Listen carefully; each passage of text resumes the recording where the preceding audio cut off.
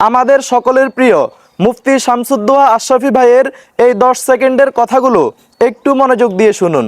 বিজয়ী করেন হযরত ওমর যেভাবে জনতার কাছে কাছে গিয়ে সেবা দিয়েছেন, আমি শামসুদ্দোহা আশরাফীও আজকে হাজার হাজার জনতার মাঝে এবং আপনাদের মাধ্যমে গোটা আসনের বাসীর কাছে আমি ওয়াদাবদ্ধ হচ্ছি, যদি আমি বিজয়ী হই আপনাদের সহযোগিতায় আপনাদেরকে সাথে নিয়ে হযরত ওমরের মতো রাষ্ট্রের যত নাগরিক অধিকারগুলো আছে সবগুলোকে আমরা জনতার দ্বারে দ্বারে পৌঁছায় দেব ইনশাআল্লাহ।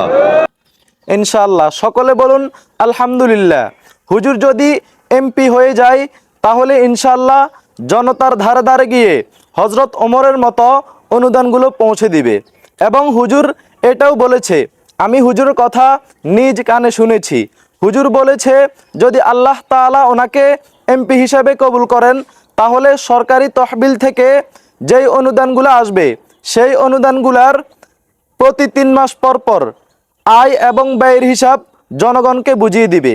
আমার এই ভিডিওটি কুমিল্লা 10 আসনে যারা দেখতেছেন অবশ্যই শেয়ার করবেন এবং আপনারা অবশ্যই প্রিয় হুজুরকে ভোট দিবেন, তাহলে ইনশাআল্লাহ আপনাদের প্রাপ্যগুলা আপনারা বুঝিয়ে পাবেন।